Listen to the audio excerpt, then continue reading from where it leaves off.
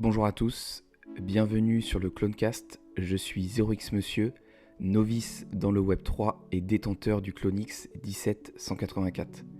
Ce podcast a pour but d'échanger avec des acteurs de cet écosystème, bien évidemment d'autres Clonix du studio Artefact, mais pas que.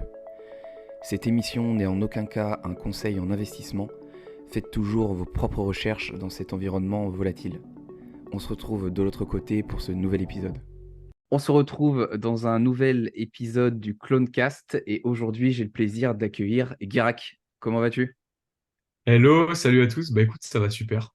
Ça me tenait à cœur de t'inviter sur le podcast, surtout qu'on s'est rencontrés, le timing a fait qu'on s'est rencontrés la semaine dernière en parallèle de l'ETHCC Paris auquel tu as participé.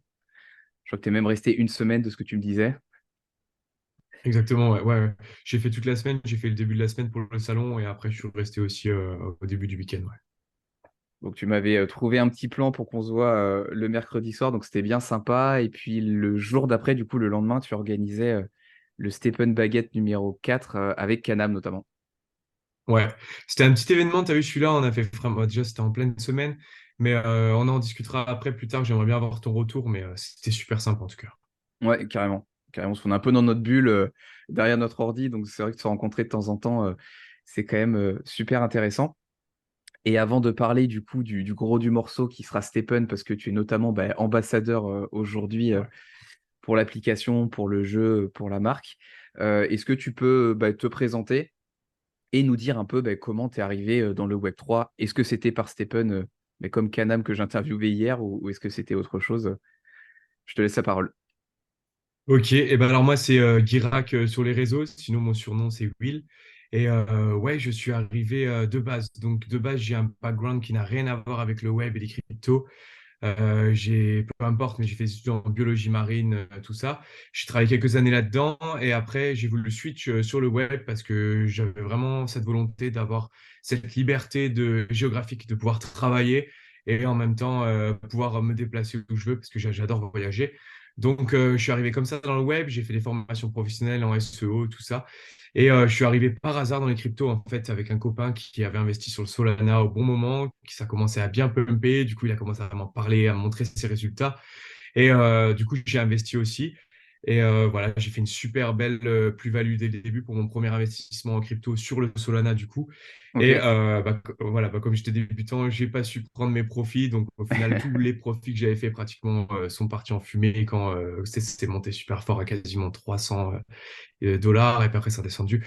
Bref, et du coup, je suis arrivé dans l'écosystème crypto via Solana. Après, je me suis vraiment passionné et intéressé de tout ça, notamment de l'idéologie autour de Bitcoin, des monnaies décentralisées, de récupérer ses droits sur son argent, etc. Donc, c'est ça qui m'a vraiment passionné. Et après, par la suite, j'ai découvert Stephen. Donc, ok, voilà, globalement. ok. Et du coup, Solana, tu as investi à peu près à quel moment sur la crypto? Alors, mon pote, lui, il était hyper early, moins de 10 dollars, je crois, il était déjà dessus. Et moi, je suis arrivé dessus entre 25 et 30 dollars. Et après, j'ai remis quand c'était à 50, 60. Donc, j'ai eu vraiment avant le gros pump. Donc, tu vois, tout est parti. Et puis, j'y suis allé au début qu'avec quelques centaines d'euros. Puis après, j'ai mis un peu plus. Donc, j'ai fait une belle plus-value. Enfin, que j'ai pas validé, mais ouais, j'avais pas mal. J'avais fait un fois peut-être 8 en tout, fois, ouais, un truc comme ça. Ouais, donc un beau, c'est même plus une croissance, c'est carré. On parle en multiplicateur de toute façon dans la crypto et pas en pourcentage. Et Ouais. du coup, c'était quoi? Ça, c'était fin 2020, début 2021, quelque chose comme ça? Ouais, c'est ça exactement, ouais, Ok, ouais. ok. Et après, bon, en plus, ça faisait sens de rentrer sur Stephen. Qui plus est, c'est pas forcément commun, mais toi, tu avais un pied déjà sur Solana, qui est la blockchain principale et la première sur laquelle a été lancée du coup l'application. Et donc, tu as mis un pied sur Stephen quoi, début 2022, fin 2021? Ouais, mars 2022. Ok, J'en ai pas entendu parler tout de suite. Je sais qu'il y en a qui en ont entendu parler bien plus tôt. Et moi, ouais, comme tu as dit, c'est vraiment parce que j'étais déjà sur Solana que je suis allé sur Stephen. Parce que comme j'avais investi sur Solana, que j'avais fait pas mal, enfin, voilà, que j'avais fait plein de choses, je m'étais beaucoup renseigné sur la blockchain. Ça m'intéressait énormément, notamment les frais de transaction hyper bas. Donc, moi, tout de suite, je me suis dit, waouh, il se passe quelque chose. Il y avait plein de jeux qui construisaient dessus. Et quand j'ai entendu parler de Stephen, de base, je suis fan de sport. J'adore faire de l'exercice, tout ça. Donc, Quand j'ai compris ça, enfin, j'avais des Solana en fait, et du coup, j'ai investi mes Solana directement sur Stephen pour pouvoir rentrer sur Stephen. Ouais. Ok. Bon, mars, ça reste. Moi, je suis aussi rentré en mars 2022, du coup. Je trouve que ça reste quand même un peu tôt. On peut peut-être pas parler de early, mais c'est vrai qu'avant février-mars, j'ai entendu quand même peu de monde qui était Ouais. dessus. Je crois qu'il y en a qui sont rentrés dès décembre. Je sais pas exactement quand a été lancée la bêta, mais c'est vrai qu'il y en a très très peu qu'on entend qui sont rentrés aussitôt. C'est peut-être ceux d'ailleurs qui ont fait beaucoup d'argent pendant 6 mois qui sont partis du coup, mais pour les premiers. Mais bon, ça reste peut-être plus tôt et ceux qui sont rentrés en mai-juin nous envient un petit peu. Mais on en parlera après. Donc, tu es rentré sur Stephen, j'imagine, avec une première chaussure peut-être pour essayer ou tu es rentré plus fort Non, c'est ça. Une chaussure au début, une runner parce que c'était le moins cher, et puis parce que je faisais déjà un peu de course à pied, et puis parce que tu pouvais gagner plus avec la runner, donc c'était un combo d'un coup. Je me suis dit, c'est la moins chère parce que les gens ne veulent pas courir. Voilà, j'ai directement été vers la runner que j'ai gardé un mois. En fait, j'ai voulu complètement rentabiliser ma runner avant d'avoir d'autres chaussures, en fait. J'ai voulu vraiment jouer la sécurité parce que je voyais la hype. Je voyais que tout le monde venait dessus. Je me suis dit, oula, c'est dangereux. Donc, je voulais vraiment déjà sécuriser avant de continuer à réinvestir ou à me développer dans le jeu, quoi. Ok, donc tu n'avais pas forcément monté trop de niveau à l'époque. De toute façon, il n'y avait pas forcément Voilà. besoin de monter de beaucoup de niveau, même au niveau 5 où je crois qu'on s'arrêtait au niveau 9 aussi à l'époque, ça Ouais, niveau suffisait 9. largement. Parce que Ah ouais, il n'y avait pas le GMT à l'époque, mais c'est vrai que de passer quand même ces barrières de niveau 10, 20 et plus, ça coûtait tellement cher. De toute façon, on montait même pas les niveaux parce que je sais plus combien c'était à l'époque, mais même 20 ou 30 GST à 3, 4, 5 dollars le GST, ça coûtait beaucoup trop cher de monter en niveau. Ouais, Ouais, c'est exactement ça. Ouais. Du coup, on était là en train de calculer si je monte de niveau, je perds tant. Donc, ouais, c'était marrant, c'était fun. Ouais, c'était un peu plus à l'arrache qu'aujourd'hui. C'est vrai que maintenant, il y a vraiment des scientifiques ou des ingénieurs, même toi, tu vas assez loin sur ta chaîne YouTube sur les calculs de rentabilité. Bon, à l'époque, on regardait le cours du GST, combien on pouvait en gagner, peu importe l'efficience, peu importe la résilience, rien à faire, il fallait juste faire nos sorties. Et toi, c'était pas contraignant, du coup, parce que c'est une erreur qui a fait beaucoup de monde d'acheter une runner, parce que justement, c'était la moins chère et celle Ouais. qui permettait de gagner le plus. Mais est-ce que du coup, le fait de courir tous les jours, c'était pas une contrainte?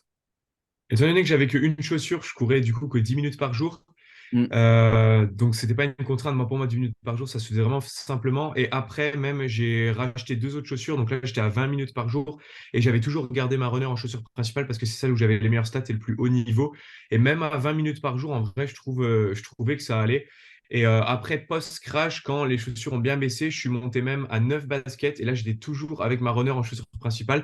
Et étant donné que ça s'est fait petit à petit sur peut-être 3 4 mois que j'ai monté crescendo, et bah même les 45 minutes de course par jour, voilà, j'allais vraiment à un rythme tranquille, hein. J'allais peut-être à 9 km/h. Et franchement, ça passait nickel, ouais. Ok. Ok, donc tu es vite monté à 9 chaussures quand les chaussures du coup étaient moins chères. Bon, pour ceux Ouais, c'est ça. qui connaissent peut-être pas le jeu ou ce qui s'est passé l'année dernière, c'est notamment les Chinois qui étaient une énorme communauté sur Stephen. La Chine a banni les crypto-monnaies, je crois en globalité, hein, si je dis pas de bêtises. Ouais, Donc, c'est ça, ouais. donc Stephen a été impacté. En fait, il y a eu énormément de chaussures qui se sont retrouvées sur la marketplace et ça fait plonger un peu le tout. Et ce que j'ai appris récemment que je ne savais pas, c'est qu'en fait, c'est Stephen qui a pris la décision de devoir s'arrêter d'aller en Chine parce qu'il commençait à y avoir le gouvernement qui attaquait sévère. Et pour pas avoir de problème avec la régulation, c'est Stephen qui a dû faire ce choix, qui était un choix extrêmement difficile parce qu'il savait que derrière, ça allait faire beaucoup de mal parce qu'il y avait, je sais plus, mais il y avait 300 000 400 000 joueurs chinois, si je me souviens bien. Donc, il savait que dans la foulée, tu as plusieurs centaines de milliers de chaussures qui arrivent sur la marketplace. Donc, il savait que ça allait mettre un coup. Mais ils ont dû faire ce choix stratégique parce qu'ils avaient peur en fait de se faire bannir et d'avoir des problèmes en fait. Ça, je savais Ok, pas. ok. Ouais, j'imagine du coup décision pas forcément évidente s'il y avait Ouais. une grosse communauté dans le Mm. jeu. Et moi j'avais entendu, parce qu'à l'époque, alors je sais pas si c'est vrai ou si c'était que des rumeurs, mais alors c'est pas comme aujourd'hui, enfin quoi que j'en fais plus, donc je dis peut-être une bêtise, mais je crois pas. Le mint à l'époque était rentable. Donc le fait d'accoupler deux chaussures pour avoir un enfant ou voire même des jumeaux pour ceux qui n'ont pas forcément joué au jeu. Et faire un mint, on pouvait était rentable parce qu'en fait la chaussure mintée, l'enfant du coup coûtait moins cher que l'accouplement, dirons-nous. Ce qui n'est Ouais. plus forcément le cas aujourd'hui. Je crois que j'avais entendu aussi qu'il y avait, bon, c'est peut-être partout, mais des gens en fait qui jouaient même pas à Stephen, c'est-à-dire Ouais. qui ne sortaient même pas, mais qui faisaient que des mints en fait et faisaient de l'argent là-dessus. Ouais, ça c'est vrai, c'est avéré, ça s'appelait les fermes de Mint en fait, et c'est exactement ça, c'est des joueurs qui achetaient plusieurs dizaines de chaussures et qui prévoyaient à chaque fois, parce qu'on avait un, je sais pas si on avait ça dès le début, mais on avait un temps sinon d'attente entre chaque mint, et du coup ils utilisaient d'autres chaussures pour minter, et c'est pour ça qu'en fait à la suite de ça, Stephen a instauré les parchemins de Mint pour, bah, il y a un certain nombre de parchemins qui est mis dans le système, comme ça régule en fait le nombre de nouvelles chaussures qui est créé, parce qu'avant c'était complètement en open bar, et du coup bah, il y a des gros joueurs, des grosses baleines en fait qui en ont profité. Comme tu dis, le mint était rentable. Du coup, les mecs, ils ont envoyé. Les chaussures s'achetaient derrière. Et bah, jusqu'à un moment où ça n'a pas tenu, quoi. Mais du coup, c'est pour ça que les parchemins sont venus, en fait, enfin, contrer ce problème et pour plus que ça se reproduise dans le futur, en fait. Ouais, pour que les joueurs, les utilisateurs, bah, utilisent l'appli comme il faudrait, c'est-à-dire de bien faire sa marche et pas Ouais, faire que farmer, que pas farmer les mythes. c'est Donc, ça. donc il s'est passé pas mal de choses bah, il y a un an. Moi, je suis bien content que le jeu soit plus stable cet été. On est un peu plus tranquille. Parce que du coup, suite au ban bah, des Chinois, on a préparé l'arrivée du GMT qui est sorti fin août, début septembre, si ma timeline est à peu près bonne. Du coup, toi, tu t'es structuré comment à ce moment-là? Donc, tu as Par augmenté ton rapport pack de au, chaussures. Et Ouais, donc à ce moment-là, j'étais pas encore au 20 énergie. Par contre, je suis passé au 20 énergie pour que ça tombe en même temps que la sortie des GMT. Je me suis dit GMT, j'y vais à fond. Donc, je suis passé à ce moment-là en 20 énergie à peu près à quelques semaines près.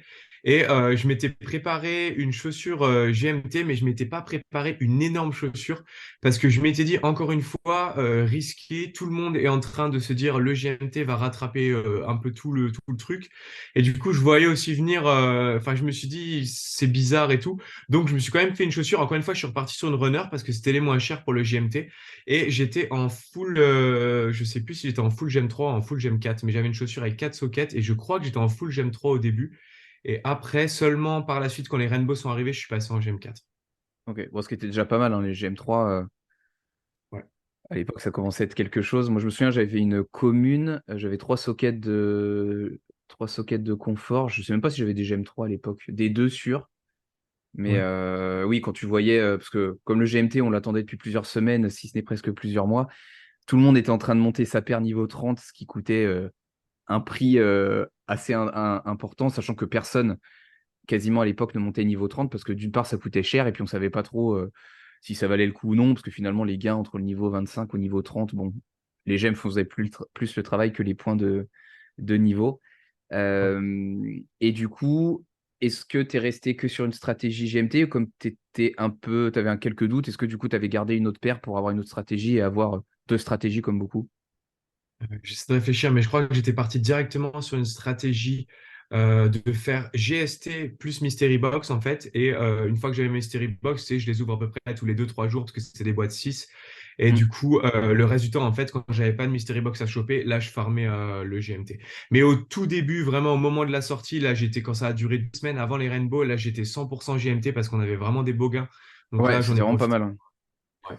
Ouais, même moi je me souviens avec ma paire qui était ouais, une commune avec des petites gemmes, j'étais déjà super content quand c'est sorti. Bon, on était content, enfin moi personnellement j'étais content 2 semaines, mais idem, ouais, quand j'ai vu les Rainbow sortir, moi j'ai vendu mes gemmes direct. Bon, j'ai gardé la common au cas où, je me suis dit, bon, si ça revient, mais pour profiter du fait qu'elle était un peu chère, parce que je savais pas trop comment ça allait se passer. Puis quand on voyait les gains des Rainbow à l'époque, c'était ouais, des sorties à 5000, 6000 GMT, c'était un délire avec un GMT pas à 20 centimes. En plus, je sais pas combien il était à l'époque, mais il était peut-être plus proche d'1 dollar d'ailleurs Ouais, il était que proche 20 d'1 dollar, centimes. ouais, je sais plus exactement. Ouais.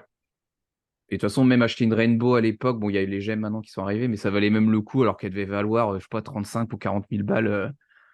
Pour les premières, c'était fou. Ouais, c'est ça. Ben, les premiers se sont mis bien parce qu'il n'y en avait aucune, il n'y avait pas de concurrence en fait. Du coup, les gars, ils raflaient tout, toute la poule de GMT, ouais. C'est ça. Et du coup, depuis la rentrée, comment. Donc, tu es monté à 20 énergies, tu avais tes deux paires. Mhm. Comment ta stratégie a évolué? Est-ce que tu as gardé les mêmes chaussures? Est-ce que tu les as améliorées? Est-ce que tu as changé de stratégie jusqu'à aujourd'hui? Non, alors j'ai toujours gardé cette stratégie. Enfin, après, du coup, quand les Rainbows sont sortis, c'est à partir de là où j'ai commencé à switcher, comme je te disais tout à l'heure, en GST Mystery Box plus en complément GMT. Et je suis en fait resté sur cette stratégie-là. J'ai remarqué sur Stephen, on est plusieurs à avoir remarqué ça d'ailleurs, qu'il ne faut pas forcément changer trop souvent de Mm. stratégie. Je pense qu'à partir du moment ouais, où on vise un truc, on en avait déjà parlé, à partir du moment où on vise un truc, vaut mieux rester parce qu'à chaque fois, on se dit waouh, ça se trouve, c'est mieux si je fais ça. Mais le fait de se disperser, souvent, c'est contre-productif. Donc voilà, donc à l'heure actuelle, je suis toujours sur le même genre de stratégie. J'ai un tout petit peu varié parce que du coup, je fais une partie de mes GST maintenant sur Binance, mais globalement, c'est la même chose. Je fais mes 300 GST par jour, une partie sur Binance, une partie sur Solana. Et maintenant, par contre, là où ça a changé, c'est que je fais GMT plus Mystery Box. Comme ça, je suis pas limité en fait. Parce que quand tu fais du 20 énergie, tu peux pas avoir plus de 300 GST d'un coup. Donc au final, tu es limité sur la chaussure. Alors que quand tu es en GMT, bah, tu peux faire une infinité de GMT. En 20 énergie, tu n'es pas limité. Donc voilà pourquoi maintenant j'ai switché. Je suis passé en GMT plus Mystery Box et GST en complément. Et là, donc je suis sur ça depuis le mois de novembre, je crois. Et là, je bouge plus. Ça marche bien. Donc je reste comme ça. Voilà. Ok, en bon père de famille. Ouais. Ouais, bah, c'est vrai que je te rejoins sur le changement de stratégie, surtout qu'en plus, ça peut vite coûter cher, bah, soit de monter une paire en GMT, soit de racheter une paire qui est optimisée pour la luck ou que sais-je. Après, il faut racheter aussi des gemmes si on les a pas. Bah, chaque transaction, il y a Stephen aussi qui prend 6%, si je dis pas de bêtises. Donc on perd aussi un petit peu à droite à gauche et cumuler sur le long terme, ça peut vite faire des frais, hein, comme quand on est sur des exchanges qui prennent plus ou moins de frais ou qu'on investit en bourse, bah, plus il y a de frais, en fait, ça peut nous paraître anodin sur une ou deux transactions, mais sur des mois, voire des années, hein, la différence, en fait, elle est colossale. Et ok, donc GST, une chaussure pour le GST, une chaussure confort Luck, du coup. Ouais, c'est ça. Ok. Et du coup, t'es passé sur la BNB à quel moment, quand elle est sortie ou un peu après? Parce que quand elle est sortie, c'était, Mhm. ça coûtait Ouais. très très cher. Ouais, ouais, non, j'y étais pas au début. Quand elle est sortie, là, c'était abusé. Là, je voyais le coup venir à 10 000, que c'était beaucoup trop haut. Donc, je suis pas rentré à ce moment-là. Non, non, c'est assez récent. Airbnb, ça date du mois de novembre à peu près, là, quand je te disais que j'ai changé de stratégie, ou peut-être un peu après. En fait, j'ai un peu changé de stratégie parce que je me suis blessé et il y avait des chaussures j'avais encore des runners que j'utilisais, que j'ai pu utiliser. Donc, c'est pour ça que j'ai un peu rééquilibré les choses, on va dire, et que je suis passé aussi sur BNB en mode j'ai racheté des joggers, une jogger notamment. Et Ok, voilà. Mais ouais, ça doit dater du mois de décembre, un truc comme ça. Ouais.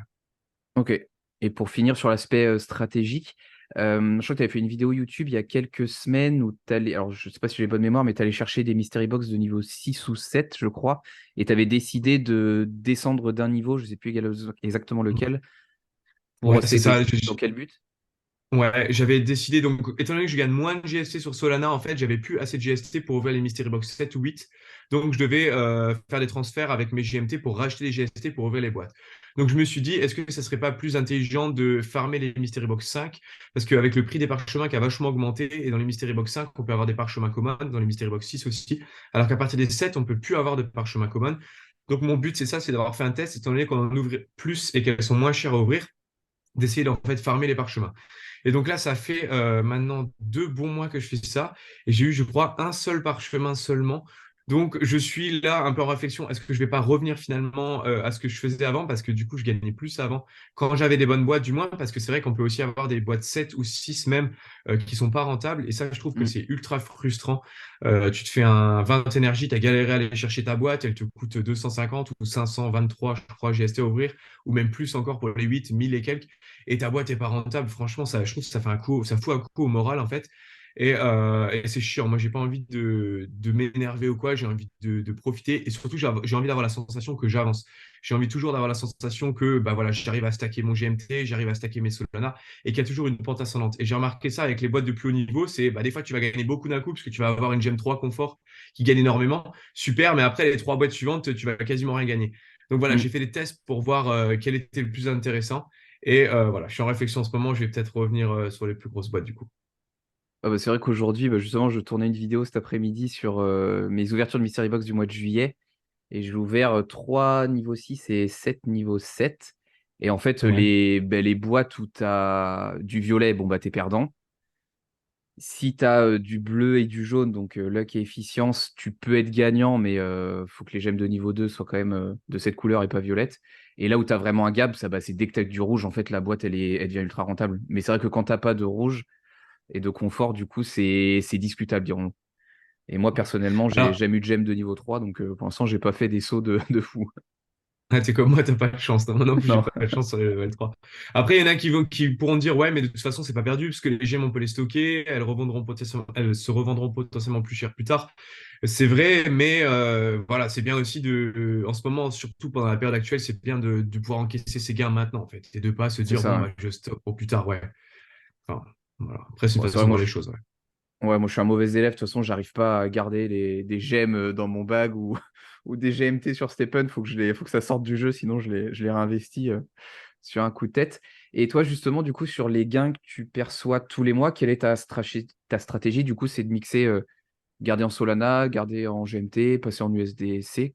Comment tu fais? Ouais, pendant très très longtemps, j'étais 100% Solana, Solana Maxi, je faisais que de transformer et d'accumuler du Solana.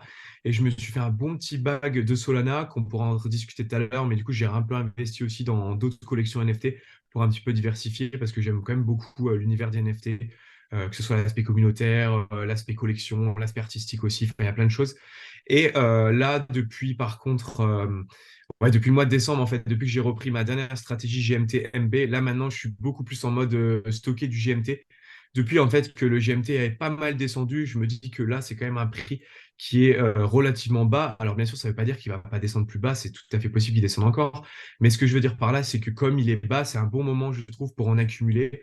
Et donc, j'attends en fait que le taux de change soit assez bon. Le taux de change, j'appelle ça quand tu as tes 300 GST, en fait, combien tu obtiens de GMT avec. Et généralement, les ordres de grandeur, c'est que en dessous des 15 GST pour un GMT, ben, on va dire que c'est très rentable. Et au-dessus de 17, 18, 19 GST pour un GMT, là, c'est moins rentable. Donc, je fais beaucoup attention à ce taux-là. Et j'essaye là, à l'heure actuelle, je suis pratiquement exclusivement en train de stacker des GMT. On va dire 80% de mes gains, je les mets en GMT que je stack. Et Mm. 20% en Solana. Et après, dans les GMT que je stack, il y a une partie que je sors en mode si je laisse dans le wallet, je les réutilise, donc je les sors en mode cela, je les touche pas. Et il y a une autre partie, on pourra en discuter aussi, que je réinvestis pour racheter des chaussures, racheter des gemmes, et j'essaie de faire des plus-values en les revendant directement en fait. Ah oui, effectivement, ouais, c'est un bon point. Bah, on peut même en parler maintenant. C'est vrai que moi, c'est quelque chose que je fais pas du tout. Je me cantonne à mes Mystery Box, à mes GST et à mes GMT. Mais c'est vrai qu'il y a des stratégies, on va dire, in-game ou sur sur la marketplace que toi, tu utilises notamment pour faire des bons coups. Ouais, ouais, c'est ça. En fait, il faut bien connaître la marketplace, mais ça demande pas forcément non plus de la connaître par cœur. Moi, ce que j'aime bien faire, c'est une petite routine. Je me fais 10 minutes par jour, tous les matins. Je vais voir un peu j'utilise énormément le site stepenmarkets.guide. On pourra l'afficher ou le mettre en description pour les gens qui connaissent pas parce que c'est vraiment l'essentiel. On peut aller chercher des chaussures en mettant des détails de précision extrêmement élevés. Par exemple, minimum 17, je veux des chaussures avec plus que 17 en efficience pour des uncommon où je veux des chaussures avec 3 sockets efficience, 4 sockets confort. Donc, on peut vraiment faire des stats précises. Et en fait, je fais comme ça des stats très précises sur des chaussures que je sais qui ont de l'intérêt. Par exemple, du triple efficience luck ou du triple luck efficience ou du quadruple confort, du triple confort luck, du double confort de luck, etc. Et je regarde en fait, et je ratisse et je connais à peu près les prix. Je sais à quel niveau les chaussures se vendent. Donc, dès que je vois une chaussure qui est en dessous du prix, j'achète et boum, je la mets instantanément en fait à revendre un peu plus cher que son prix. Et il faut faire attention parce qu'il faut bien prendre en compte le 6% de commission de Stepen parce qu'à chaque fois que tu vois une chaussure, Stepen prend 6%. D'ailleurs, Mm. c'est leur business model, c'est comme ça qu'ils se font de l'argent, aucun actif, enfin ils ne détiennent aucun actif, ils prennent juste une commission sur chaque achat-revente. Ça, c'est le business model de Stepen, comme ça que ça fonctionne. Et du coup, il faut bien calculer ça, mais en vrai, des fois, il y a des chaussures, c'est assez hallucinant. Il y a des gens en fait qui veulent vendre très très vite, ils n'ont pas le temps, soit parce qu'ils ont besoin de liquidité, soit parce qu'ils veulent vite racheter une gemme au moment-là où j'en sais rien. Et en Mm. fait, ils bradent complètement des chaussures. Des fois, je trouve des chaussures au floor price d'Uncommon, alors que c'est des chaussures qui valent 500-600 GMT, quoi. Donc, j'arrive à acheter des chaussures 300-350, j'arrive à la Ah vendre ouais, la moitié du 500-600. prix, c'est les soldes, quoi. Ouais, ça c'est les plus beaux coups, mais ça arrive quand même, j'arrive quand même à en trouver un comme ça par semaine, tu vois. Et sinon, Ouais, parce que quasiment. le mec, il undercut en fait direct. Il se pose même pas la question de gratter 50 ou 100 GMT. Il veut la vendre dans la minute, en fait. Ouais. Ouais, c'est ça, dans la minute ou dans l'heure, ouais. Mm. Ok, donc tu fais des coups comme ça. Tu as même sorti une vidéo, bon, aujourd'hui quand on tourne, mais pas aujourd'hui quand on sortira le podcast, enfin qui est sorti d'ailleurs aujourd'hui sur aussi bah, les parchemins, où tu essayes aussi d'anticiper d'éventuels mint ou enhance futurs. Ouais, parce que c'est ce que je disais dans ma vidéo, je me suis complètement trompé. Moi, je pensais que les parchemins, allait se valider autour d'une certaine valeur. Disons, par exemple, je pensais 20-30 GMT. Et je pensais qu'à partir de là, Stephen allait un peu plus en mettre en jeu pour pas que les parchemins aient un prix non plus excessif pour que les joueurs puissent continuer à minter. Mais en fait, j'ai bien réfléchi et je me dis, ça n'a pas vraiment grand intérêt pour Stephen que le mint devienne à nouveau rentable, parce que si le mint devient à nouveau rentable, il faut systématiquement trouver des nouveaux joueurs pour acheter les chaussures, parce que sinon, encore une fois, les chaussures vont plus s'acheter. Donc en fait, je Mm. pense que c'est dans l'intérêt de Stephen que le mint ne soit pas forcément rentable. Et donc, de par ça, je pense, à mon avis, c'est une supposition, mais c'est dans leur intérêt que le prix des parchemins de mint, en fait, augmente petit à petit. Et avec ça aussi, ça maintient une certaine valeur, en fait, sur les chaussures, que même si le prix des chaussures aurait tendance à baisser, et ben, si les parchemins valent cher, ça maintient quand même toujours un prix minimum de chaussures, ça apporte une sécurité en plus. Et ça, c'est quelque Mm. chose que moi, j'avais pas vu les choses comme ça, et je pense que, en fait, ça a plus de sens pour Stephen que les parchemins montent. Donc voilà, à la suite de ça, je me suis dit que quand les parchemins baissent d'un coup, bah, boum, j'en rachète. Et puis dès qu'ils remontent, pareil, j'en revends par paquet ou je m'en stocke aussi un peu pour faire des mints quand il y a des events, par exemple. Ouais, bah, c'est vrai qu'il n'y en a pas eu peut-être récemment, enfin des événements sur des spécial skins, mais des skins spéciaux, pardon. Mais il y en avait eu beaucoup à la suite entre celles de Noël, il y a eu les pandas, les Hype Sense, je crois que c'était de l'announcement aussi. Ouais. Euh, mais c'est vrai que c'est des événements Enhancement aussi qui... plus mint. Ouais, pardon. Ouais, ouais, t'as peut-être raison, ouais. Je sais plus Je exactement. sais plus.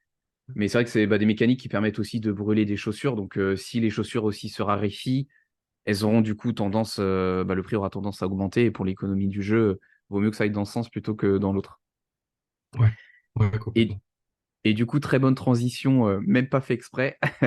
Par rapport, du coup, on a évoqué tes vidéos YouTube. Donc, c'est que tu as aussi commencé à rapidement créer du contenu sur Stephen, quasiment presque depuis le début, hein, de ce que tu me disais, Ouais. quand tu as commencé à Ouais. jouer. Exactement, ouais. J'ai commencé à jouer et j'ai pris peut-être 2 semaines pour vraiment bien comprendre. Et j'ai bouffé pas mal aussi de contenu, le white paper, tout ça. Et après, directement, j'ai fait la chaîne YouTube. Ouais. Et quelle a été ta motivation de créer la chaîne YouTube? J'aimais déjà faire un petit peu des vidéos sur les réseaux. J'avais déjà lancé une petite chaîne YouTube auparavant, en plus pour tester un peu. J'aime bien cet aspect de un peu faire des témoignages de mon expérience. Et j'aime bien aussi l'aspect avec la communauté où du coup on peut échanger. Tu vois, les gens me disent ce qu'ils font, moi je leur dis ce que je fais. Moi je peux me tromper, eux peuvent se tromper, mais c'est pas grave. Le but c'est de, tu vois, il y a vraiment cette coopération que moi j'adore. Et je me suis perdu dans ce que je voulais dire, mais ouais, c'est pour ça que j'ai eu l'idée. Et puis aussi, oui, parce qu'il y avait d'autres personnes, notamment Frenchboard et Gumi, qui faisaient du contenu, qui était super, super contenu. Mais je trouvais que c'était pas forcément. Enfin, moi, je voyais une autre sorte de contenu que je voulais faire. Donc, je me suis dit, bah voilà, il y a déjà 2 personnes, mais pourquoi pas une troisième? Mais moi, je vais faire un peu un contenu différent d'eux.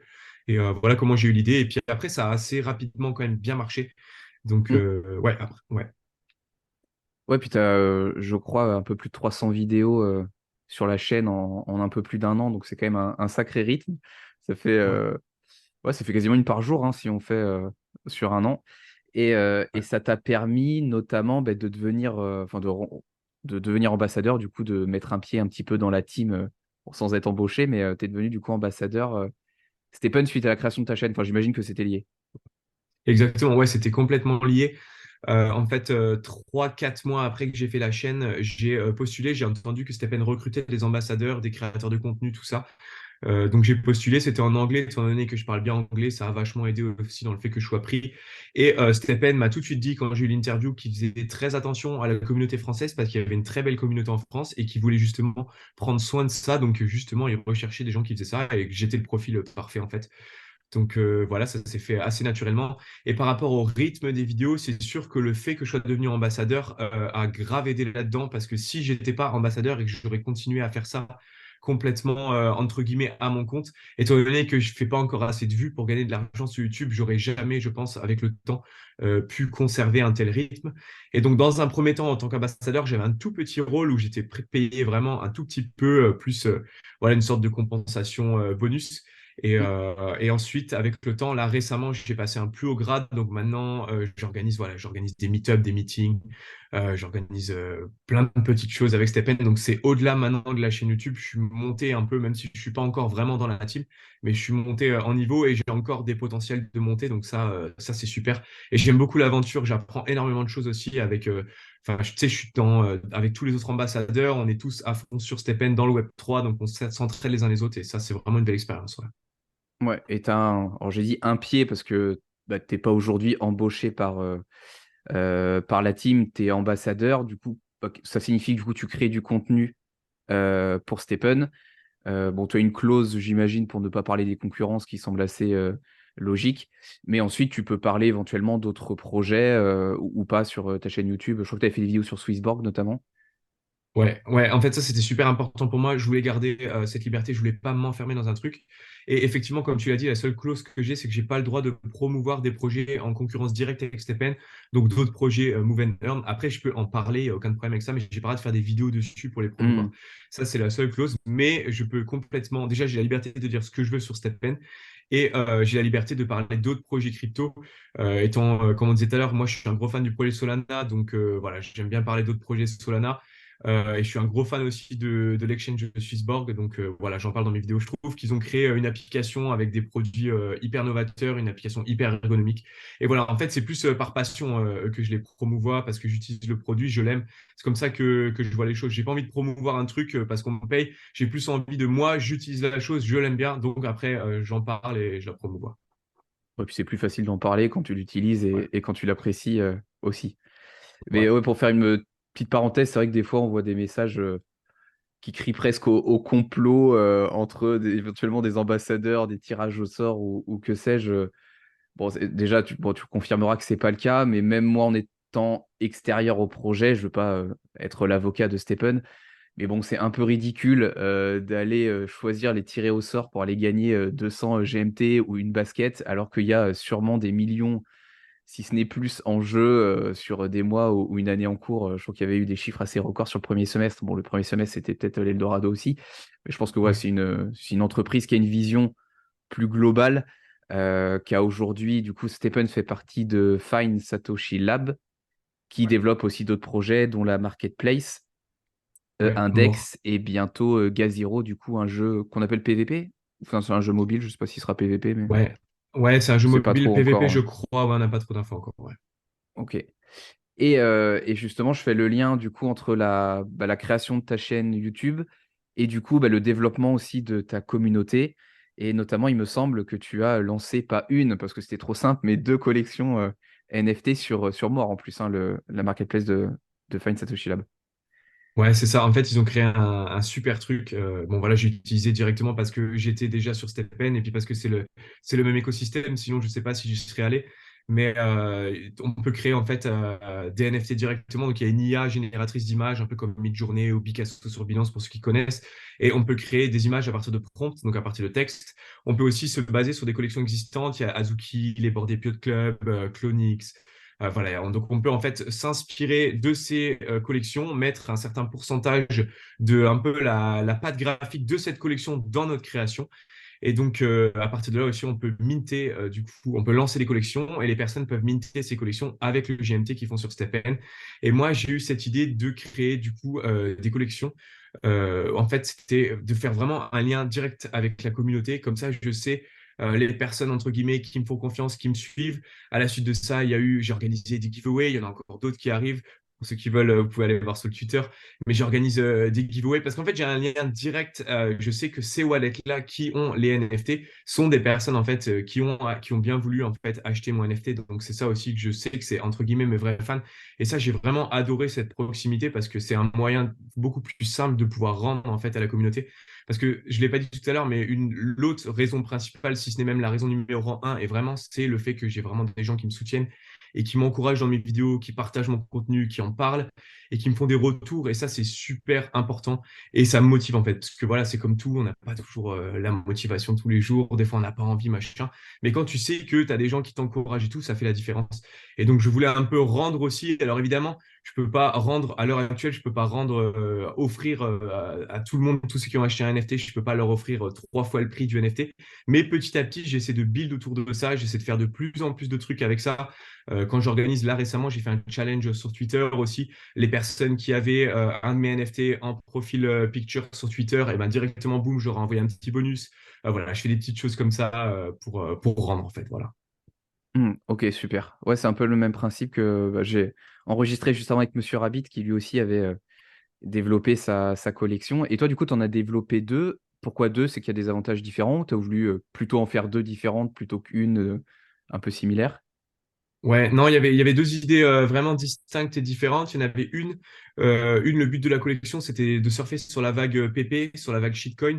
Donc en fait, il y a une partie, il y a 50% en fait de l'argent qui a été fait avec cette collection, qui a été investi sur le jeton à des moments via des bots de trading, etc., pour essayer de faire une plus-value. Et si il y a plus-value, en fait, de redistribuer du coup cette plus-value aux holders. Donc ça, Ok. c'était vraiment un peu ouais, donc c'est un projet un peu, on va dire, risqué, mais il y avait aussi une partie qui a été gardée et qui a été redistribuée. Il n'y a pas tout qui a été mis comme ça. Mais voilà, c'était un peu de faire une sorte de flip en fait. On met un jeton pile ou face, ça peut fonctionner ou non. Alors que les Willy's Wolfies, donc ça c'était les Neocrine Fog Club, la collection que je viens de parler, c'est des grenouilles donc par rapport à Pépé. Et l'autre c'était les Willy's Wolfies, c'était pour rendre hommage au Wolf Elite Club qui est un club NFT de base aussi et qui est un groupe Discord et qui font énormément de choses autour de Stephen et des Move to Earn qui organisent plein de choses, qui organisent des challenges qui s'entraident les uns les autres. Donc c'était un peu pour leur rendre hommage que j'ai fait une petite collection avec des loups et aussi parce que voilà, les loups sont en meute, sont ensemble, etc. Et là, c'était plus un peu pour souder les membres les plus fidèles, on va dire. Et voilà, eux, il y a aussi un autre système de giveaway. Eux, l'entièreté en fait des gains qui ont été faits ont ou vont être redistribués aux holders sous forme de plus gros cadeaux. Donc en fait, il n'y a pas tout le monde qui va gagner, mais voilà, il y a des cadeaux qui sont rassemblés pour certains. Et pareil, tout ça est tiré au sort, bien évidemment. Et voilà, c'était deux collections différentes. J'ai testé deux choses, en fait, pour voir un peu, ouais. Ok, ça marche. Et aujourd'hui, les collections, elles ont été sold out. On peut en racheter si ceux qui nous écoutent, par exemple, voudraient peut-être intégrer les communautés. Ça en est où au niveau de la collection? Ouais, alors les deux collections, c'était une de 100 pièces, une de 97 pièces. Les deux ont été sold out au Mint. Et on retrouve les deux collections, en fait, sur More ou même sur Magic Eden. Mais voilà, sur More et le floor price, à peu près à 20 GMT pour les deux collections. Donc à peu près le prix du Mint. Le Mint était à 20 GMT. Je crois que le floor price va être à 25, un truc comme ça. Et il y avait Ok. aussi dans l'idée que si les gens, par exemple, veulent revendre leur NFT, qu'ils puissent aussi revendre et éventuellement faire une plus-value si je change d'avis par rapport à holder le NFT ou quoi. Enfin, il y avait aussi ce petit aspect-là, ouais. Oui, puis ça permet à certains qui te découvriraient plus tard aussi d'avoir la possibilité de rentrer dans la communauté et de pas attendre peut-être ta troisième collection, qui sais-je, à ce niveau-là. Et au-delà du coup de l'aspect, on va dire, numérique du contenu digital, tu me disais aussi que tu étais assez investi sur des événements qu'on appellerait IRL. Du coup, tu as fait quelques salons aussi ces derniers mois, j'allais dire partout en France, mais même un peu partout en Europe. Euh, ouais, c'était une volonté personnelle ou est-ce que tu as voyagé de ton côté? Est-ce que c'était avec Stephen? Comment ça s'est passé? Il y avait des salons qui étaient avec Stephen où on avait un stand Stephen ou même mort. Et donc là, j'étais missionné en fait comme étant une personne déléguée de Stephen sur place. J'étais pas le seul, bien évidemment. On était en team, on était plusieurs. Mais là, dans ce cas, on devait travailler toute la journée. Donc, on devait expliquer ce qu'était le projet, on devait faire du réseau, on devait pas faire de conférences. Il y a les chefs plus qui allaient faire les conférences. Mais voilà, donc là, on était payé pour le week-end. C'était vraiment pro, tout était compris. Et après, il y a aussi moi, de mon côté, j'ai fait en plus des salons où là, c'était vraiment pour réseauter, moi, de mon côté, par rapport à YouTube, pour rencontrer des gens du milieu. Parce que comme je suis quand même depuis assez récemment dans le milieu, je connais encore pas grand monde, même si voilà, via les réseaux, on connaît, mais c'est quand même pas pareil de voir les personnes en vrai. Donc, c'était aussi pour un peu faire mon empreinte dans le milieu, de rencontrer des gens, de m'inspirer aussi d'autres personnes. Et voilà, et c'était super productif, j'ai adoré. Et la dernière question, le THCC, était super.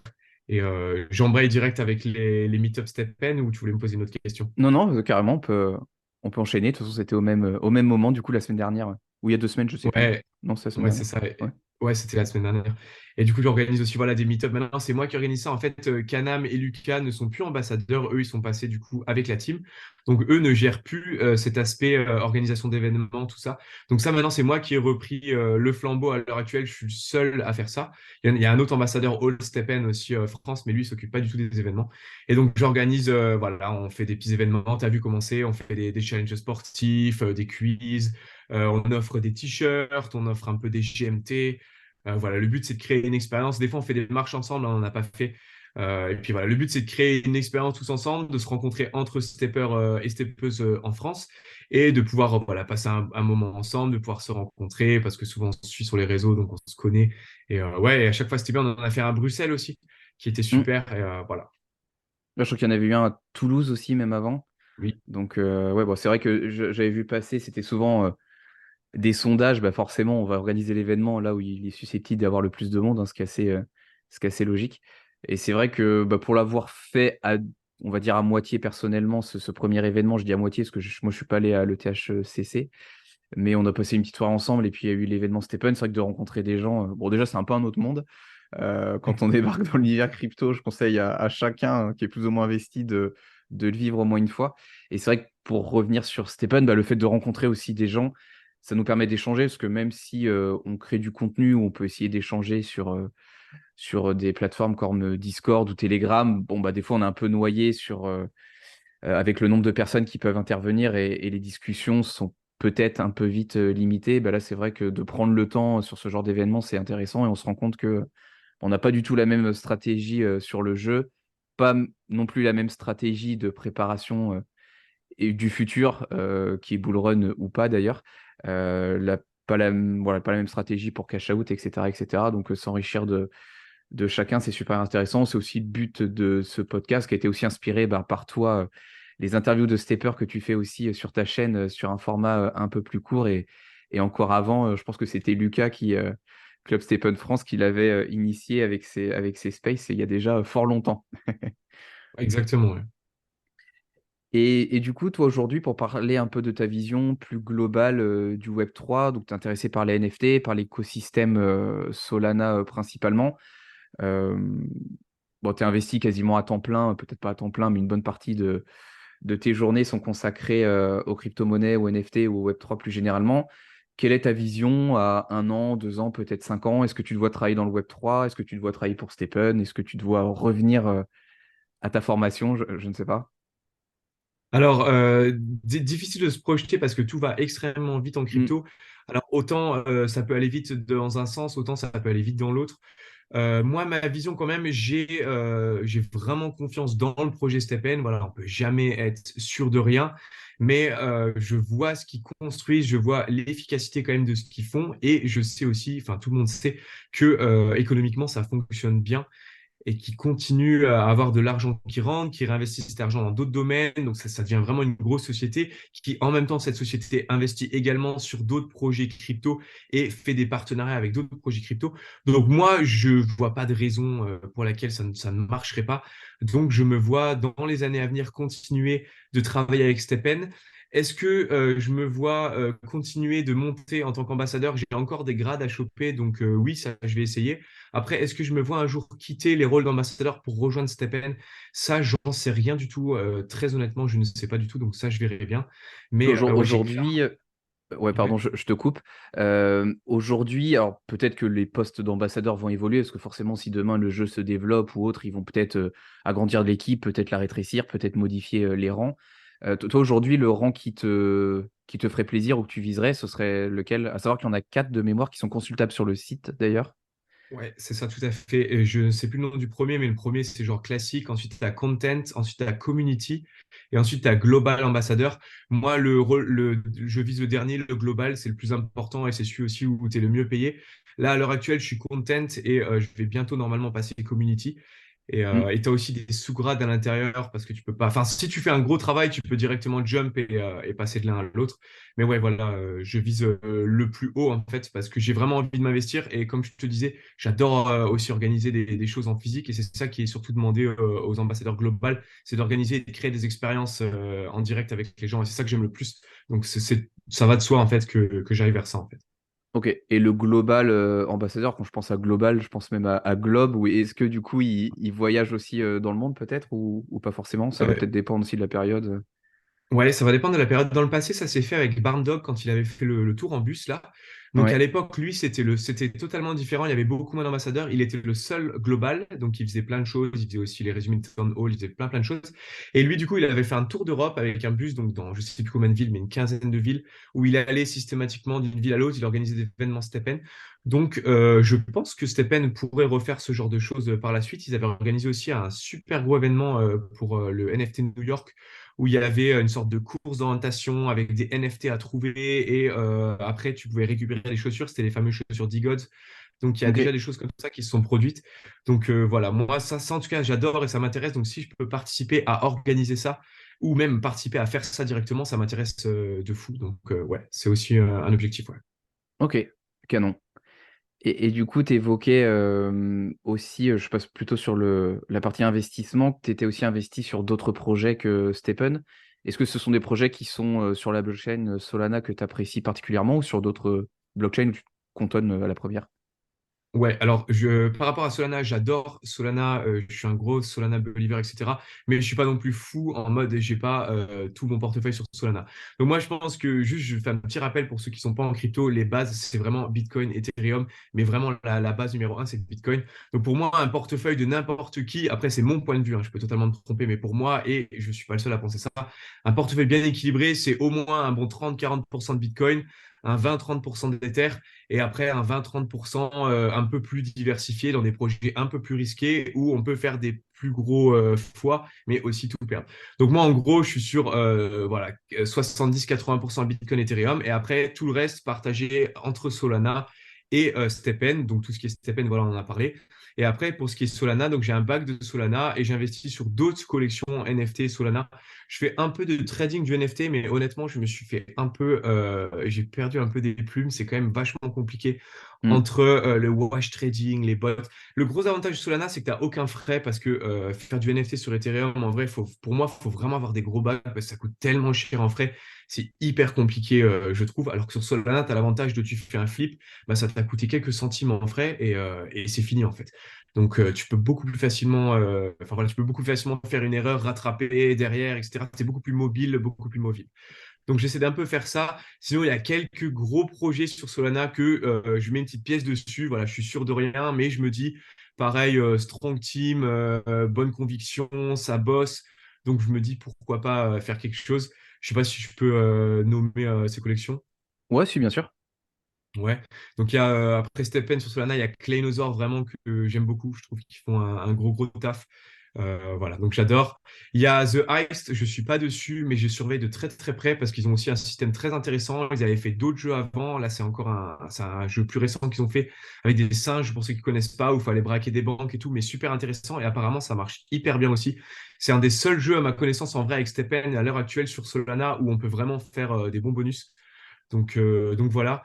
Et sinon, d'autres projets, en vrai, il y en a plein, il y en a vraiment plein. Wolf Capital, je suis un peu dessus, même si j'ai un peu été déçu. Je trouve qu'il délivre pas beaucoup de choses. Qu'est-ce qu'il y a? Il faudrait que j'aille voir un peu en même temps. Je me connecte parce que je suis au moins sur une dizaine de collections NFT. Et l'idée, Je derrière, c'est quand même de faire du rendement ou c'est que pour le projet? Ou il y a quand même une idée de faire grossir son bag Alors, il y a vraiment une idée de faire du flip en mode je peux très bien croire à un projet, mais par contre, si je vois que, il y a une bonne annonce que les NFT ont monté, bah boum, je vais revendre le NFT parce que j'imagine que derrière ça va redescendre et je rachète quand c'est plus bas. Donc, il y a toujours quand même une idée de faire du profit. Hmm. Mais par exemple, Claynosaur, il y a un dino que je me suis payé en BNF. Celui-là, tu vois, je le garde et celui-là, je le hold, je le flippe pas, tu vois. Mais à côté de ça, il y a quand même généralement un ou deux autres à côté que je peux essayer de flipper. Mais comme je te disais, là, depuis 2, 3 mois, c'est beaucoup plus compliqué, c'est difficile. Tu vas faire un flip, tu vas gagner 0,5 sol. Donc voilà, je fais un peu moins ça, j'ai pris un peu de distance, j'ai écoulé certains NFT, même certains un peu à perte. Je me suis dit, pas grave, je préfère rester sur Solana et je préfère garder voilà, un bon bac de Solana et miser sur le projet Solana. Parce que pour moi, Solana, ça va redevenir gros, je n'en sais rien jusqu'où ça va aller. Mais moi, je suis vraiment partisan de en crypto. Quand tout le monde croit que ça se passe d'une telle façon, ça se passe souvent à l'inverse. Et tout le monde croit, enfin, il y en a beaucoup qui croient que Solana c'est terminé parce qu'ils étaient beaucoup backés par FTX, parce que FTX s'est crashé, parce qu'il y a eu énormément de milliards qui sont partis dans la nature et que Solana a pris très, très, très, très cher, c'est vrai. Mais pour moi, d'un point de vue, comment on dit, mass adoption, c'est la blockchain, il y en a d'autres, mais c'est la blockchain numéro un en termes de frais. Enfin, c'est tellement plus simple en fait pour tout le monde, même pour les builders, pour les devs. Et là, en plus, j'ai vu une news il y a peut-être 2, 3 jours où ils viennent de mettre Solidity sur Solana. Donc en fait, c'est tellement, ça se développe ultra vite. Il y a énormément de projets qui build dessus. C'est extrêmement simple d'utilisation, c'est rapide, il y a beaucoup de scalabilité. Donc bref, moi, je crois que le projet va repéter très fort au prochain bull run. Voilà aussi pourquoi je suis beaucoup investi sur Solana. Moi, je me demande si c'est pas la blockchain aussi où il y a le plus de devs, je crois.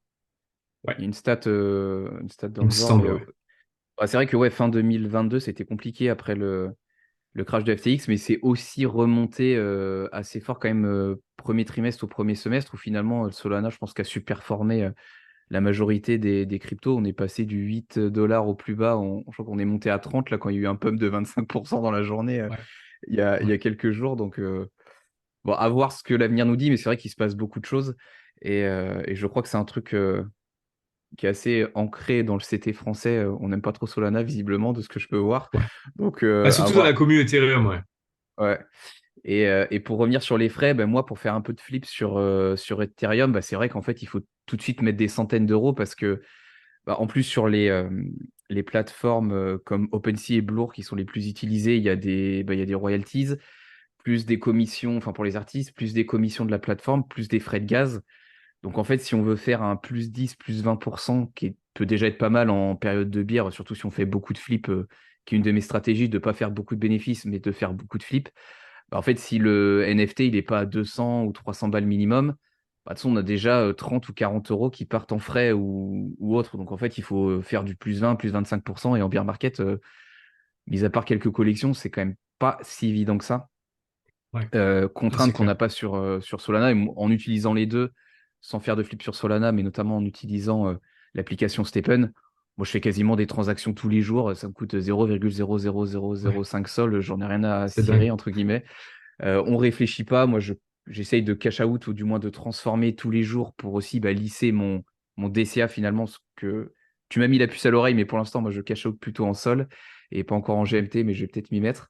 Euh, donc c'est vrai que je te rejoins sur cet aspect-là. On ne peut pas juger une blockchain par ses frais, mais déjà que dans la vie réelle, moi le premier, on met pas 1 euro pour un virement instantané de 500 balles. À quelle heure la masse, enfin, les gens vont mettre 10 balles pour acheter un NFT à 20? Enfin, ça n'a aucun sens. Ouais. Ou alors faire une Après, transaction, en fait, tout simplement.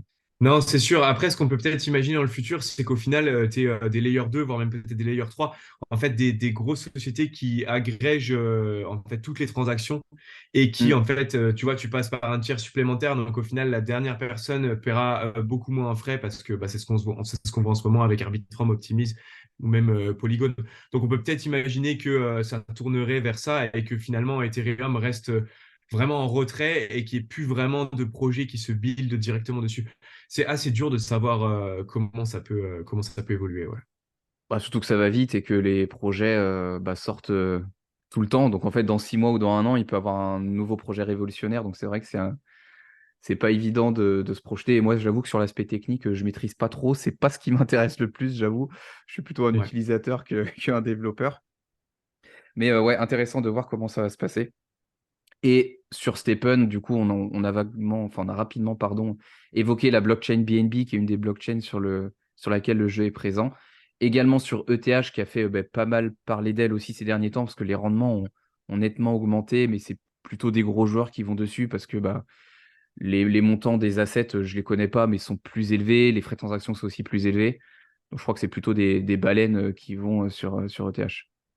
Ouais, mais c'est exactement ça. Et pour la même raison que pour les collections de NFT, si tu veux, en fait, si tu veux transférer tes GST, il faut forcément que tu en aies beaucoup pour que ce soit intéressant. Et donc, Mm. tout ça fait que. Et puis aussi, il faut dire que la blockchain Ethereum est arrivée post-ban de la Chine.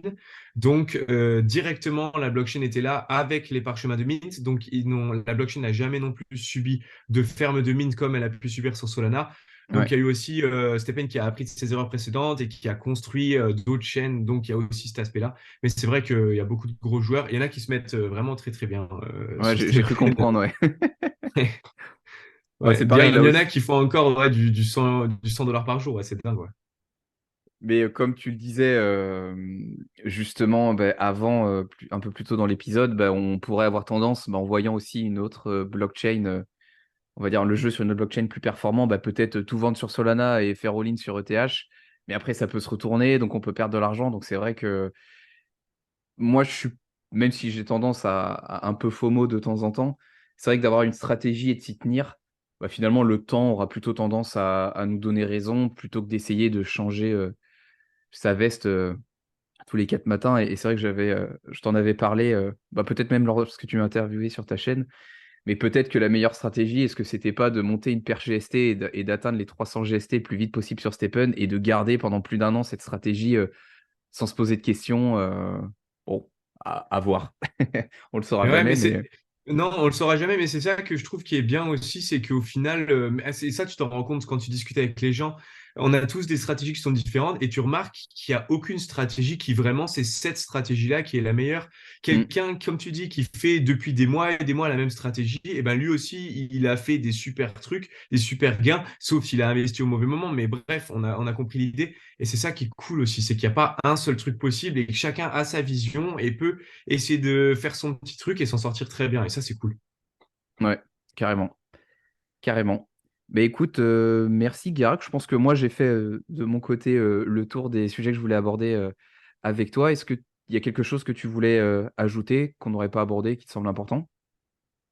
Je réfléchis. Je Regarder tes vidéos peut-être et et s'abonner à ta chaîne, j'imagine. Ouais. Ah oui, oui, ça, bien sûr. Mais non, je réfléchis par rapport à peut-être s'il y a des nouvelles personnes qui veulent se mettre à Steppen, comme on dit souvent, ne pas vouloir aller trop fort d'un coup. Surtout bien lire le white paper parce que c'est la base pour ne pas se retrouver piégé. Oh, en fait, il y avait ce mécanisme-là dans le jeu, comme par exemple, je pense au HP. Il y a encore trop de joueurs qui vont sur Steppen, qui n'ont pas lu le white paper, qui arrivent et qui m'envoient un message. Oh, ma chaussure, c'est quoi les HP? Comment je répare? Ils savent pas en fait. Et c'est pas cool parce que normalement, quand tu vas sur Stepen, il faut connaître ces mécanismes pour pouvoir justement élaborer une stratégie, pour être sûr de sortir suffisamment de profit pour réparer ses HP. Enfin voilà, en fait, il faut un minimum réfléchir. Je pense que dans un premier temps, on n'est pas obligé de se prendre la tête pour découvrir juste une ou trois chaussures, c'est parfait pour comprendre un peu comment ça fonctionne. Et après, par contre, si on veut vraiment gagner de l'argent, là, c'est sûr qu'il faut mettre quelques centaines d'euros pour pouvoir avoir des gains qui soient corrects. Et là, Mm. par contre, à partir du moment où on met quelques centaines, voire pour certains même quelques milliers, là, il faut par contre être au point, s'être bien renseigné. Et voilà. Et donc, voilà, c'est des petits trucs que je voulais ajouter. Ouais, c'est très juste. Et le white paper, j'en ai pas lu 50, mais il est pas non plus très très compliqué. Il est assez succinct, ça va directement à l'essentiel. Je ne me fais pas l'avocat de Stephen, mais bon, les onglets aussi qui sont faits sur White Paper permettent de se repérer assez facilement dans les mécaniques de jeu. Et sur YouTube, et je pense sur ta chaîne, il y a aussi des tutos pour que ce soit peut-être un peu plus concret dans l'appli.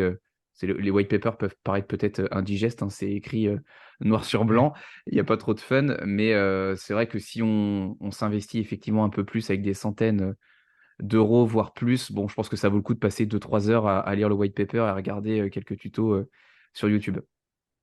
Ouais, complètement. Et Super, sinon, bah écoute, peut-être ouais. encore juste parler de l'aspect sportif, juste faire une petite lumière là-dessus, parce que on n'en parle pas assez souvent. Moi-même, j'en parle pas assez souvent sur ma chaîne, mais c'est vraiment quelque chose quand même qui, Stepen a changé ma vie, parce que sans Stepen, je ferais jamais autant de course à pied, mais surtout de marche dehors. Et étant donné que je travaille beaucoup sur l'ordinateur, que je suis beaucoup, voilà, sur un bureau, les épaules un peu en avant, machin, beaucoup dans la même pièce, ça me fait un bien fou d'avoir mon heure 40 où je sors tous les jours. Je fais généralement deux, trois sessions de course par semaine, sinon tout le reste, c'est de la marche à pied. Et ça me fait du bien, je respire de l'air frais. Voilà, ça me fait faire le vide en fait. Des fois, j'écoute de la musique, des fois, je valorise aussi en écoutant des podcasts, etc. Et ça fait vachement du bien et c'est une super habitude à prendre. Et je trouve que voilà, le fait d'avoir une petite compensation économique fait complètement la différence par rapport à ça. Et voilà, c'est super. Donc, je voulais juste voilà, finir sur ça.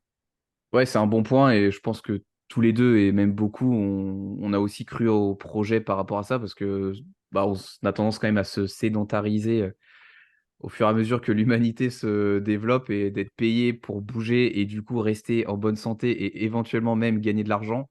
Bon, je crois qu'on remplit quasiment toutes les cases. Donc effectivement, c'est super important. Et je te rejoins aussi parce que moi, ça m'aide pas mal. Je fais plutôt de la musculation. Le cardio, c'est pas mon fort. J'aime pas trop courir, mais c'est vrai qu'il est recommandé. Bon, moi, ça me permet déjà de me bouger un petit peu en dehors des exercices de bourrin de muscu. Et c'est recommandé de marcher 10 000 pas par jour, il me semble. Ouais, c'est ça. C'est même pas, il me semble, c'est ça. Donc, bon, 10 000 pas, je crois que j'avais calculé, il faut quasiment marcher 1 h 15. Donc, on est quasiment à 20 énergies. 20 énergies, c'est 1 h 40, mais on n'en est pas très loin du coup. Ouais, ouais, c'est ça à peu près, ouais. Je pense que c'est ça. Super. Et ben écoute, pour conclure, j'avais une dernière question. Ouais. Qui verrais-tu sur le podcast ou qui conseillerais-tu que j'invite pour un prochain épisode? Est-ce que c'est uniquement francophone ou ça peut être anglophone aussi? Peut-être comment plutôt francophone au début. J'attends Ok. d'améliorer mon Alors, anglais avant de partir. ouais. Et plutôt dans le milieu crypto, dans le milieu NFT. Plutôt NFT, ouais. Pas forcément Stephen, mais plutôt NFT. Ok, il y a un gars, pour un peu suivre, il y a un gars qui s'appelle Cozy qui parle français. Il est pas français, mais il est suisse et il parle français. Et lui, il est devenu ambassadeur chez Kleinosaur. Je pense Ok. que ça pourrait être un mec super intéressant à interviewer. Ok. Voilà, c'est un super gars et du coup, il a un lien direct avec le projet. Et vu que le projet est super intéressant, voilà, c'est ma Ok. recommandation. Nickel. Bah, je te demanderai sûrement le nom ou le Twitter pour le contacter, mais super. Bonne recommandation. J'y avais pas pensé à mettre en avant ce projet-là, donc ce sera l'occasion. Et puis je le connais pas, donc comme ça, ce sera vraiment un noob qui interviewe quelqu'un qui est impliqué. Nickel. Bon, bah, Guirac, je te remercie d'avoir accepté l'invitation. Ça a été rapide, ça a été positif et on a vite enregistré. Donc, ça me permet de aussi sortir l'épisode assez vite. Et on se dit bah, à la prochaine et peut-être au Stephen Baguette suivant que tu organiseras du coup, comme tu es devenu un peu le numéro un francophone des ambassadeurs. Ouais, c'est clair. Bah écoute, merci à toi pour l'invitation. C'était super cet échange. Je te remercie de. Bah voilà, on s'est échangé. Toi, t'es venu sur ma chaîne, moi je suis venu sur la tienne. C'est super cool. J'ai adoré. Donc écoute, voilà, bon Stephen à tous et à très bientôt. On Ouais. refait le point l'année prochaine. Yes. À bientôt. Salut Guirac. Ciao, ciao.